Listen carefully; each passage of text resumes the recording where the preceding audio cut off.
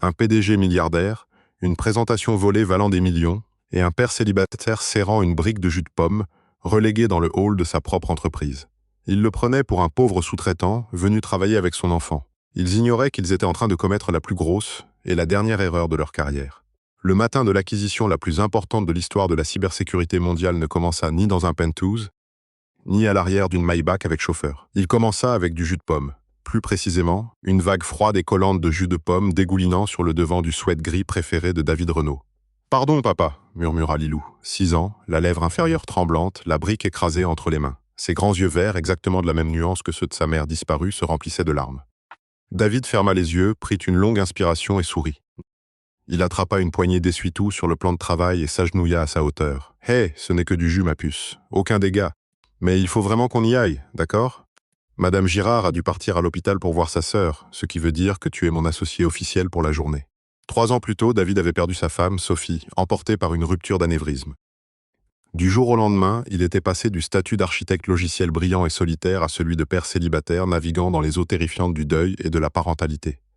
Pendant les heures silencieuses et sans sommeil de ces années sombres, David avait écrit du code.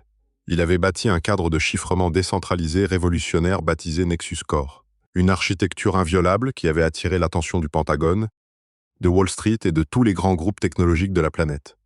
Sur le papier, David était milliardaire. Il était l'unique propriétaire et actionnaire majoritaire de Vanguard Technologies, une immense entité corporative qu'il avait discrètement rachetée 6 mois plus tôt pour gérer la distribution commerciale de son logiciel. Mais personne, au siège opérationnel de Vanguard à Seattle, ne savait à quoi ressemblait l'homme tout en haut de la pyramide. David préférait qu'il en soit ainsi. Il utilisait des sociétés écrans, des accords de confidentialité et des cabinets juridiques mandataires pour administrer son empire, afin de pouvoir travailler en paix et aller chercher sa fille à la maternelle chaque jour à 15h pile. Aujourd'hui, pourtant, c'était inévitable. Victoria Corbin, la légendaire et impitoyable PDG de Corbin Enterprise, arrivait de New York. Elle voulait s'associer à Vanguard, injecter des capitaux pour déployer Nexus Core à l'échelle mondiale. David avait organisé une réunion à 10h dans l'immeuble de Vanguard pour superviser personnellement la présentation et finaliser l'accord. Il n'avait pas prévu de sentir le verger. À 9h45, David poussa les lourdes portes tournantes en verre de la tour Vanguard Technologies, tenant la petite main de Lilou. Le hall était un monument à la vanité des entreprises. Marbre italien importé, ficus lyres immenses, comptoir d'accueil imposant en acier brossé. « Excusez-moi », dit David en s'approchant du comptoir. La réceptionniste, une jeune femme prénommée Chloé dont le badge brillait presque autant que son regard méprisant, leva les yeux de son écran. Elle détailla le jean délavé de David, le sweat gris taché et humide et le petit enfant serrant un lapin en peluche à ses côtés. « Les livraisons se font au quai de déchargement, à l'arrière, monsieur, » dit Chloé, la voix dégoulinant de cette condescendance polie réservée aux boutiques de luxe. « Je ne suis pas un livreur, » répondit David calmement. « J'ai une réunion à 10h. Je m'appelle David Renault. » Chloé soupira et tapa le nom sur son clavier avec des frappes agressives. « Je ne vois aucun Renault. Tout l'étage de la direction est bouclé aujourd'hui. Richard Chevalier, notre vice-président des opérations, reçoit une invitée de marque. À moins que vous ne soyez venu réparer la climatisation, je vais devoir vous demander de partir. » Avant que David ne puisse répondre, les lourdes portes vitrées de la batterie d'ascenseur coulissèrent. Richard Chevalier en sortit en personne. Richard était un homme qui portait son ambition comme un parfum bon marché. Vêtu d'un costume rayé bleu marine sur mesure, les cheveux plaqués en arrière à la perfection, il ressemblait exactement au type de prédateur d'encadrement intermédiaire que David licenciait d'ordinaire. À ses côtés se tenait Sandrine Hébert, la directrice de la stratégie d'entreprise, une tablette fine à la main. « Chloé, la salle du conseil est prête ?» Le cortège de Corbin est à 3 minutes, aboya Richard en consultant une Rolex en platine. « Tout est prêt, monsieur Chevalier. Je m'occupe juste d'un sous-traitant égaré, » dit Chloé en désignant paresseusement David. Le regard de Richard se posa brusquement sur David et son visage se tordit de dégoût. « Qui êtes-vous? Et pourquoi y a-t-il un enfant dans mon hall ?»« Je m'appelle David Renault, » dit David, la voix d'un calme inquiétant. « Et voici Lilou. Ma solution de garde m'a lâché. Je suis là pour la présentation de 10h concernant Nexus Core. » Sandrine Hébert laissa échapper un rire moqueur et sec. « Nexus Core? Les seules personnes présentes à la présentation Nexus sont les associés seniors et Victoria Corbin. Vous venez de l'équipe de test externalisée? Écoutez, mon vieux, je ne sais pas qui vous a dit de venir, mais vous n'allez pas gâcher le plus grand jour de l'histoire de cette entreprise. » Renchérit Richard. « Je vous assure, Richard. » Sandrine, dit David en utilisant délibérément leur prénom. « Vous voulez que je sois dans cette salle ?» Richard fit un pas en avant, envahissant l'espace personnel de David. Une odeur de menthe poivrée et d'arrogance le submergea. « Écoutez-moi très attentivement, espèce de moins que rien. Victoria Corbin est un requin. Elle vire les gens parce qu'ils respirent trop fort. Si elle entre ici et voit un sous-traitant couvert de tâches jouer à la crèche dans mon hall impeccable, je m'assurerai personnellement que vous soyez blacklisté par toutes les entreprises tech de la côte ouest. Asseyez-vous dans ce coin, près du ficus, faites taire la gamine et attendez que j'ai le temps de m'occuper de vous. David regarda Richard. Une colère froide et silencieuse se mit à bouillonner dans sa poitrine. Il aurait pu y mettre fin sur le champ. Il aurait pu sortir sa carte de fondateur en titane noir, licencier Richard sur place et le regarder s'effondrer. Mais David était ingénieur. Il aimait mesurer la profondeur d'un défaut structurel avant de démolir le bâtiment. Il voulait voir exactement comment se comportaient ces cadres à qui il avait confié son entreprise lorsqu'il pensait que personne d'important ne les observait. « D'accord, dit David doucement. J'attendrai dans le coin. » Richard ricana. « Bon garçon, Chloé, si la gamine fait le moindre bruit, appelle la sécurité et fais-les jeter dehors. » David souleva Lilou, l'installa sur sa hanche et marcha jusqu'au banc en cuir, élégant et inconfortable, niché dans l'angle sombre de l'immense hall. Il sortit un petit cahier de coloriage et une boîte de crayons de son sac en bandoulière et les disposa sur une table basse en verre. « C'est des méchants messieurs, papa ?» chuchota Lilou, son crayon suspendu au-dessus du dessin d'un dragon. « Non, ma chérie, » murmura David en écartant une mèche de son front. « Ce sont juste des gens qui vont recevoir une leçon très difficile sur la politesse. » À 9h58 précise, l'atmosphère du hall changea. L'air sembla se refroidir, se durcir. À travers les baies vitrées, 3 Cadillac Escalade noirs se garèrent souplement le long du trottoir. Richard Chevalier redressa aussitôt sa cravate, sa posture basculant dans une servilité pathétique. Sandrine Hébert plaqua sur son visage un sourire éclatant et parfaitement faux. Les lourdes portes vitrées s'ouvrirent et Victoria Corbin entra dans le bâtiment. C'était une femme saisissante, au début de la quarantaine, dans un tailleur anthracite d'une coupe tranchante qui coûtait sans doute plus cher qu'une voiture moyenne. Sa posture était irréprochable, son expression totalement indéchiffrable. Encadrée par 2 agents de sécurité imposants et un assistant tiré à 4 épingles nommé Thomas, Victoria se déplaçait avec la grâce prédatrice de quelqu'un qui possède chaque pièce où elle entre. Elle avait transformé Corbin Enterprise, simple société d'investissement régionale, en un titan mondial, à force de brillance assumée et d'efficacité impitoyable. Madame Corbin, c'est un immense honneur de vous accueillir chez Vanguard Technologies, chantonna presque Richard en s'avançant, la main tendue. Victoria s'arrêta. Elle regarda la main de Richard une fraction de seconde avant de croiser son regard. Elle ne la serra pas. « Monsieur Chevalier, » dit Victoria, la voix un contralto lisse et glacial. « Épargnons-nous le cérémonial. Je suis venu voir l'architecture de Nexus Core. J'ai un vol pour Zurich à 16h. Avançons. Bien sûr. Bien sûr.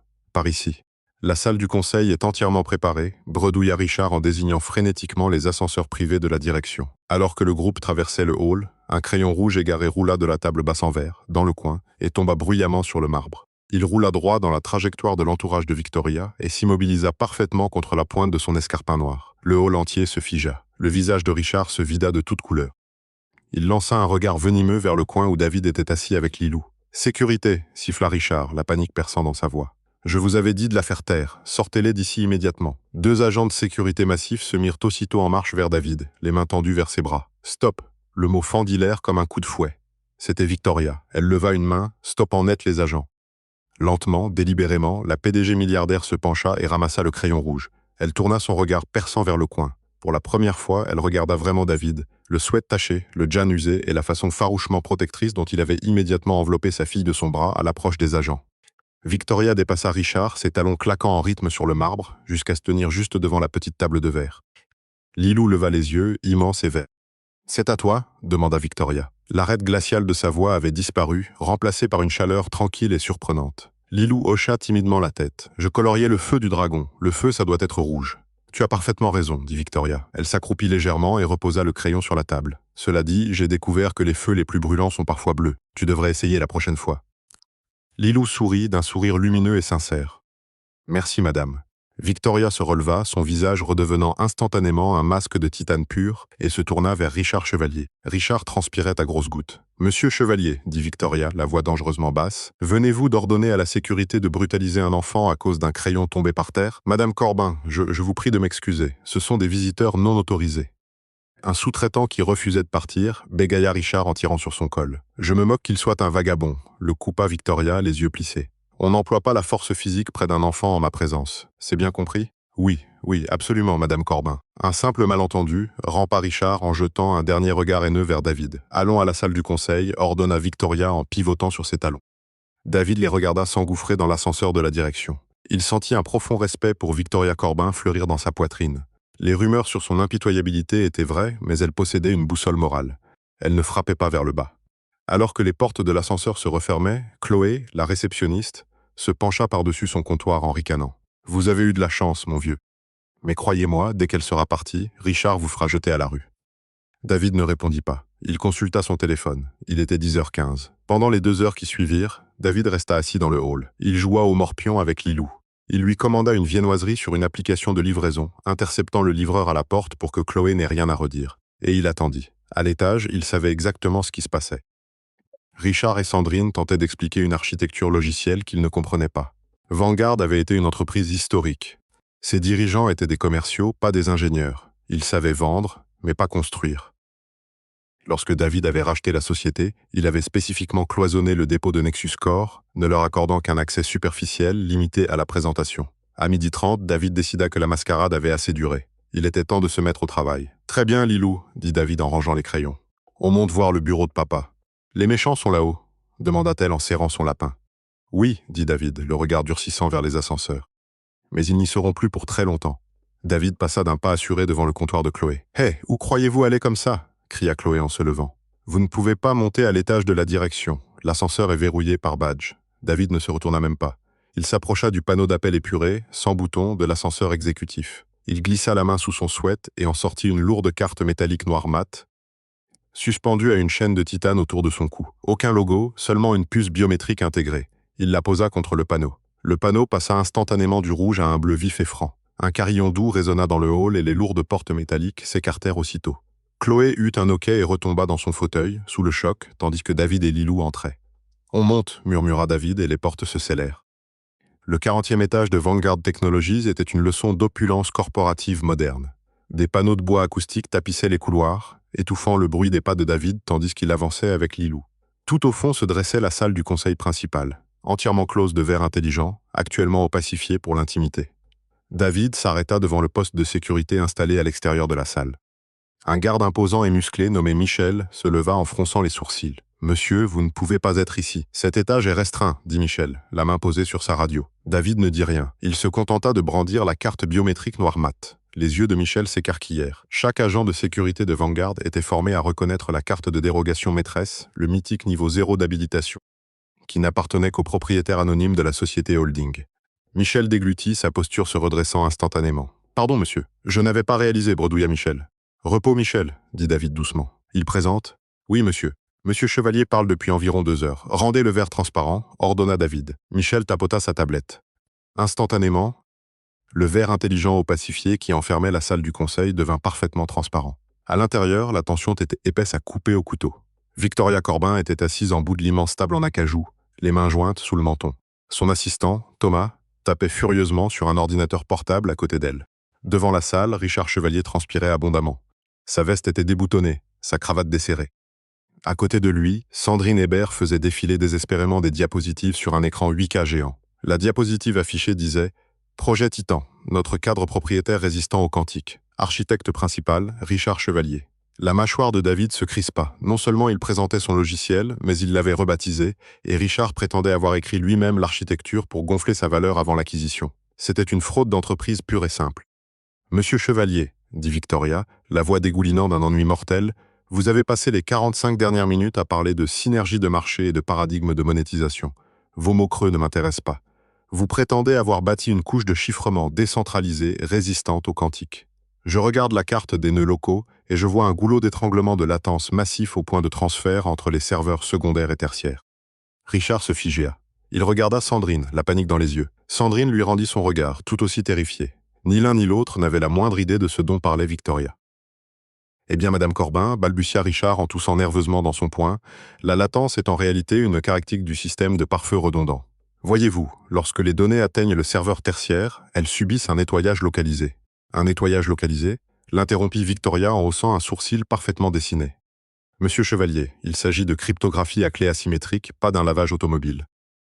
Si vos nœuds retardent le transfert ne serait-ce que de 60 millisecondes, le protocole de synchronisation échoue et le réseau entier s'ouvre à une attaque par force brute pendant le transfert des paquets. Si vous avez réellement écrit ce code, expliquez-moi comment vous contournez la dégradation de synchronisation. » Le silence s'abattit sur la salle du conseil. Le silence lourd et suffocant d'un homme en train de se noyer dans ses propres mensonges. Richard ouvrit la bouche, mais rien n'en sortit. Une goutte de sueur glissa le long de sa tempe. David poussa la lourde porte vitrée. Elle claqua bruyamment, attirant tous les regards. « Il ne peut pas l'expliquer, » dit David, sa voix claire et autoritaire résonnant dans l'immense salle. Il entra, tenant la main de Lilou. Il ignora les expressions stupéfaites de Richard et de Sandrine et marcha droit vers le centre de la pièce. « Il ne peut pas l'expliquer, » poursuivit David, les yeux rivés sur Victoria, « parce qu'il ne l'a pas écrit. Il ne sait même pas ce qu'est une dégradation de synchronisation. La latence que vous observez n'est pas un goulot d'étranglement, Madame Corbin. C'est un leurre algorithmique délibéré. Le véritable transfert s'effectue via un protocole fantôme sur un nœud hors registre, 3 millisecondes avant que le serveur secondaire n'enregistre les données. Le temps qu'un attaquant vise le goulot tertiaire, les données sont déjà chiffrées et au repos dans la base terminale. » Les yeux de Victoria Corbin s'écarquillèrent. Pour la première fois de la journée, une véritable stupeur se lut sur son visage. Elle passa de David à son ordinateur, tapa une commande rapide. Elle fixa son écran 5 secondes. Le protocole fantôme souffla Victoria en relevant les yeux vers David. Il masque le routage. C'est un chiffre en boucle fermée. C'est brillant. Qu'est-ce que ça signifie, bon sang? Explosa soudain Richard, retrouvant sa voix. Son visage était d'un pourpre furieux et marbré. Il abattit sa main sur la table. Comment êtes-vous monté ici? Sécurité, Michel. Entrez et traînez cette ordure hors de ma salle du conseil immédiatement. Sandrine Hébert s'avança, pointant un doigt tremblant vers David. Vous irez en prison. C'est de l'espionnage industriel. Vous avez volé ces informations. De l'espionnage? David eut un rire sombre. Il lâcha la main de Lilou et lui fit signe de s'asseoir dans un fauteuil en cuir près de la porte. Il remonta jusqu'au bout de la table, s'arrêtant à quelques pas de Richard. « C'est vous qui avez volé mon cadre, Richard, » dit David, la voix descendant jusqu'à un murmure glacé et dangereux. « Vous avez arraché la marque Nexus Core, collé Projet Titan par-dessus, et vous pensiez pouvoir le vendre à Corbin Enterprise et empocher la prime d'acquisition. »« Vous êtes fou !» hurla Richard, des postillons volant de ses lèvres. Il se tourna frénétiquement vers Victoria. « Madame Corbin, je m'excuse pour ce dément. C'est un sous-traitant mécontent. Il fait manifestement une crise psychotique. » Michel, l'agent de sécurité, entra dans la salle. « Michel, attrapez-le » ordonna Richard. Michel ne fit pas un pas vers David. Il resta fermement près de la porte, les mains croisées dans le dos. « Je ne peux pas faire ça, monsieur Chevalier. »« Comment ça? Vous ne pouvez pas? Je suis le vice-président des opérations. Je vous licencie, vous aussi » glapit Richard. David glissa lentement la main sous son sweat taché. Il détacha la carte de titane noir mat et la jeta sur l'acajou poli. Elle cliqueta bruyamment, glissa et s'arrêta exactement devant Victoria Corbin. Victoria baissa les yeux sur la carte. Elle reconnut l'insigne gravé dans le métal, le sceau de la société holding du milliardaire insaisissable qui possédait Vanguard Tech. Elle releva les yeux vers David, un lent sourire prédateur se dessinant sur son visage. « Eh bien, » murmura-t-elle, « voilà qui devient infiniment plus intéressant. » David se tourna vers le vice-président des opérations. « Richard, » dit David d'un ton posé, le regard froid et inflexible, « vous êtes assis dans mon fauteuil. » Le silence dans la pièce fut absolu, lourd, suffocant. Le genre de silence qui précède une implosion catastrophique. Richard Chevalier fixait la carte de titane noir mat posée sur la table en acajou, son cerveau tentant désespérément de rejeter la réalité qui se déployait sous ses yeux. « Mon fauteuil ?» chuchota Richard, le sang quittant complètement son visage, le laissant pareil à une figure de cire posée trop près d'une source de chaleur. « Vous êtes David Renaud », termina David pour lui, la voix calme, chargé d'une autorité qui ne laissait aucune place au doute. Fondateur et unique propriétaire de Nexus Core et depuis 6 mois, actionnaire majoritaire absolu de Vanguard Technologies. Je possède cet immeuble, Richard. Je possède le fauteuil dans lequel vous êtes assis. Je possède les serveurs que vous essayez de vendre. Et j'emploie l'agent de sécurité que vous venez de tenter de licencier. Sandrine Hébert laissa échapper un petit gémissement étranglé et recula d'un pas, ses talons hauts claquant de façon erratique sur le parquet. Elle avait l'air sur le point de vomir. Victoria Corbin, elle, se renversa dans son fauteuil et joignit les doigts, les yeux brillants d'un amusement glacé. « Je dois avouer, monsieur Renaud, dit-elle, un léger sourire narquois aux lèvres, que c'est la réunion de présentation la plus divertissante de toute ma carrière. Je vous en prie, ne me laissez pas vous interrompre. Continuez. » David reporta son attention sur Richard. Le vice-président des opérations hyperventilait à présent, les mains tremblant violemment sur le bord de la table. « Il doit y avoir une erreur » bégaya Richard, la voix brisée. On m'avait dit que le propriétaire était un investisseur reclus, un Européen, une holding basée à Genève. Vous êtes un type en sweat taché qui a amené sa gamine dans le hall. La holding genevoise était un écran juridique. J'ai construit Nexus Core dans mon sous-sol pendant que ma fille dormait, dit David, dénué de toute compassion. J'ai racheté Vanguard pour gérer la logistique, le marketing et la distribution. Je vous ai donné à vous, l'équipe dirigeante en place, des directives strictes. Vous deviez entretenir l'infrastructure et préparer l'acquisition par Corbin Enterprise, mais vous avez choisi la cupidité. David marcha jusqu'à l'écran 8K géant. Il ne regarda même pas Sandrine en l'écartant doucement. Il toucha l'écran, quitta la ridicule présentation Projet Titan. En quelques frappes rapides, il accéda au serveur central de Vanguard, contournant 3 couches de pare-feu en moins de 10 secondes grâce à une porte dérobée qu'il avait lui-même codée en dur. Laissez-moi vous raconter une histoire à propos de Richard Chevalier et de Sandrine Hébert, dit David en projetant une série de documents financiers complexes sur l'écran géant. Il y a environ 3 semaines, mon audit interne automatisé a signalé une anomalie. Voyez-vous, Richard, quand vous avez décidé de rebaptiser mon architecture Projet Titan, vous ne cherchiez pas seulement à flatter votre ego. David pointa une section surlignée du document. J'ai discrètement fait examiner cela par les auditeurs légaux de KPMG. Sandrine et vous avez créé une société écran aux îles Caïmans, appelée Apex Solutions. Le contrat d'acquisition que vous rédigiez aujourd'hui avec l'équipe juridique de Madame Corbin comportait une clause très précise. Des honoraires de conseil et de transfert de propriété intellectuelle de 45 millions de dollars versés directement à Apex Solutions. La posture de Victoria se raidit. L'amusement disparut de ses yeux, remplacé par la netteté mortelle qui avait fait d'elle une milliardaire. Elle se tourna vers son assistant, Thomas. « Sortez les projets de contrat que Vanguard nous a envoyés hier. » Les doigts de Thomas volèrent sur son clavier. « C'est bien là, Madame Corbin. Page 42, sous-section C. Un décaissement de 45 millions de dollars à un prestataire externe pour transfert de licence propriétaire. » « Vous tentiez de détourner 45 millions de dollars du capital de mon entreprise, dit Victoria, la voix descendant dans un registre terrifiant de calme. Elle regarda Richard comme on regarde un insecte sur sa chaussure. « Vous tentiez d'escroquer Corbin Enterprise. »« Non, Madame Corbin, je vous jure, ce n'est pas ce que vous croyez, » supplia Richard, des larmes lui montant réellement aux yeux. Il se tourna vers Sandrine. « Sandrine, dis-leur que c'était une procédure fournisseur standard. » Mais Sandrine était déjà en pleine survie. « Ne m'entraîne pas là-dedans, Richard, hurla-t-elle en reculant vers la porte. Tout ça, c'était son idée. Il m'a dit que le propriétaire ne vérifiait jamais les comptes. Il a dit qu'on pouvait prélever les frais de transfert de propriété intellectuelle et disparaître avant que la holding européenne ne s'en aperçoive. J'ai été contrainte. Il a menacé de me licencier si je ne l'aidais pas à monter Apex Solutions. « Espèce de serpent menteuse !» rugit Richard en se jetant vers elle. « Michel, dit David doucement. » L'agent de sécurité massif bougea avec une rapidité terrifiante. Avant que Richard n'ait pu faire 2 pas, Michel l'avait bloqué fermement par les épaules, le clouant sur place. « Enlevez vos mains de là !» se débattit Richard, son costume sur mesure tirant sur les coutures. « Vous ne pouvez pas faire ça. J'ai bâti cette division. J'ai amené Corbin à la table. »« Vous n'avez rien amené à la table, sinon mon code et votre propre orgueil, » corrigea David d'un ton lisse. Il marcha jusqu'à Lilou. Elle observait le chaos avec de grands yeux curieux, sirotant tranquillement une nouvelle brique de jus que Thomas lui avait apparemment glissée. David lui adressa un clin d'œil rassurant, puis se retourna vers les cadres déchus. « Richard Chevalier, Sandrine Hébert, » dit David, sa voix résonnant dans la salle vitrée. « Vous êtes licenciés, avec effet immédiat. Non seulement vous êtes tous les 2 renvoyés, mais Vanguard Technologies engage des poursuites pénales complètes pour tentative de fraude d'entreprise, détournement de fonds et manquement à l'obligation fiduciaire. Mon équipe juridique a déjà transmis l'audit KPMG aux autorités de régulation et à la police financière. » Sandrine laissa échapper un sanglot bruyant et tremblant et s'effondra dans un fauteuil, le visage enfoui dans les mains. Richard cessa de se débattre. Il s'affaissa contre la poigne de Michel, son monde entier réduit en poussière. Sa carrière était finie, sa liberté, probablement aussi. La prise de conscience le submergea, drainant les derniers vestiges de son arrogance. Michel, instruisit David calmement, appelait la sécurité. Qu'une équipe monte emballer leurs bureaux dans des cartons. Escortez-les dehors par le quai de déchargement. Je ne veux pas les voir dans mon hall. Avec plaisir, monsieur Renaud, dit Michel, une nette note de satisfaction dans la voix.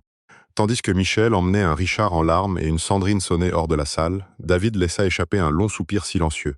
La tension se dissipa, ne laissant que le bourdonnement des serveurs et le doux cliquetis du clavier de Thomas.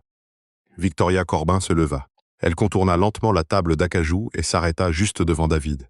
Elle regarda son sweat taché de jus, puis remonta jusqu'à ses yeux fatigués et résolus. « Je fais des affaires au plus haut niveau de la finance mondiale depuis 20 ans, monsieur Renaud, » dit Victoria, le ton parfaitement sérieux. « Je n'ai jamais vu une exécution aussi chirurgicale, ni aussi satisfaisante, que celle dont je viens d'être témoin. »« Je m'excuse pour la mise en scène, Madame Corbin, » répondit David avec un demi-sourire las. « Je préfère écrire du code plutôt que jouer les bourreaux. Mais une faiblesse structurelle doit être exposée avant d'être réparée. Appelez-moi Victoria, dit-elle en tendant la main. David la serra. Sa poigne était ferme, autoritaire. Vous avez construit Nexus Core dans votre sous-sol, en faisant le deuil de votre femme et en élevant un enfant, déclara Victoria, non pas une question, mais la constatation d'un fait qu'elle avait déjà reconstitué. Et vous avez conçu une architecture réseau inviolable qui fait passer mon dispositif de sécurité actuel pour un grillage de jardin. C'est exact. Je suis venu racheter Vanguard Technologies et prendre votre logiciel, dit Victoria, les yeux verrouillés sur les siens. Mais je ne veux plus de Vanguard. L'entreprise est gangrenée par la pourriture de l'encadrement intermédiaire, comme vous venez de le démontrer. C'est vous que je veux, David. Je veux m'associer à l'architecte. David croisa les bras. Je vous écoute. Corbin Enterprise financera une entité entièrement nouvelle, proposa Victoria en faisant quelques pas. l'esprit en marche. Nous démantelons Vanguard, nous vendons ses actifs historiques, et nous bâtissons un nouveau titan de la cybersécurité autour de Nexus Core. Vous conservez 51% des parts, la participation de contrôle. Vous restez PDG. Je prends 49% contre une injection de capital de 2 milliards de dollars et mon infrastructure déploie votre logiciel dans chaque grande banque du G7 avant le 4e trimestre. David traita les chiffres. C'était agressif, c'était brillant, c'était exactement ce qu'il voulait. J'ai des conditions, dit David. Énoncez-les. Je ne porte pas de costume, déclara David platement. Je travaille depuis chez moi 3 jours par semaine, et ma fille, Lilou, passe avant tout. Si elle a un spectacle de danse, un conseil d'administration est reporté. Non négociable. Victoria regarda Lilou, qui dessinait à présent un dragon bleu plutôt impressionnant, quoique brouillon, sur un bloc-notes fourni par Thomas. Un sourire chaleureux et sincère perça la façade habituellement stoïque de Victoria. « Je crois, » dit doucement la PDG milliardaire, « que ce sont les conditions les plus raisonnables qu'on m'ait jamais proposées. Thomas, rédigez une lettre d'intention préliminaire. Finissons-en. » 1 heure plus tard, les contrats préliminaires étaient signés. Le partenariat à 2 milliards de dollars qui allait transformer en profondeur le paysage de la sécurité numérique mondiale fut scellé non pas au champagne, mais autour d'un toast maladroit à l'eau pétillante et d'une barre de céréales à moitié entamée que David avait trouvée dans son sac. « Nous annoncerons la fusion lundi, » dit Victoria en renfilant sa veste. « Mon équipe de communication coordonnera avec la vôtre, en supposant que vous engagiez une nouvelle équipe de communication qui ne soit pas actuellement mise en examen. »« C'est en tête de ma liste de choses à faire, » rit David. « Venez, » dit Victoria en désignant la porte. « Raccompagnez-moi. Je crois qu'il vous reste une dernière faiblesse structurelle à réparer au rez-de-chaussée. » David souleva Lilou et l'installa confortablement sur sa hanche. Elle noua ses petits bras autour de son cou et posa la tête sur son épaule. « On rentre à la maison maintenant, papa ? Presque, ma puce. Encore une dernière chose à régler. » David, Lilou, Victoria et Thomas descendirent dans l'ascenseur de la direction. Quand les lourdes portes s'ouvrirent sur le vaste hall de marbre, l'atmosphère n'avait plus rien à voir avec celle du matin. La rumeur s'était manifestement répandue. Le hall était étrangement silencieux. Les agents de sécurité se tenaient au garde à vous. Au comptoir d'accueil en acier brossé, Chloé tapotait paresseusement sur son téléphone en faisant claquer son chewing-gum. Elle n'avait pas remarqué l'ouverture de l'ascenseur. David traversa délibérément le marbre et s'arrêta juste devant son comptoir. Victoria resta quelques pas en arrière, observant avec une anticipation tranquille. Chloé leva les yeux, son expression se tordant aussitôt en une grimace. « Encore vous ? Comment êtes-vous descendu ? J'ai vu la sécurité traîner Monsieur Chevalier dehors en larmes. Si vous lui avez fait quelque chose, j'appelle la police. »« Chloé, c'est bien ça ?» demanda David en jetant un œil à son badge. « Oui. Et vous devez partir. » Tout de suite, aboya-t-elle en tendant la main vers le téléphone. « Ce matin, » dit David, la voix portant clairement dans le hall silencieux, « je suis arrivé avec ma fille, muni d'un rendez-vous légitime. Vous m'avez jugé sur mes vêtements.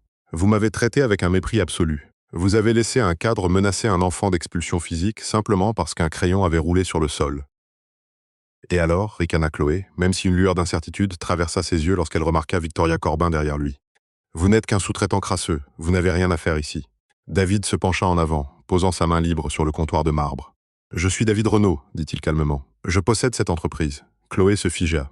Le chewing-gum cessa de bouger dans sa bouche.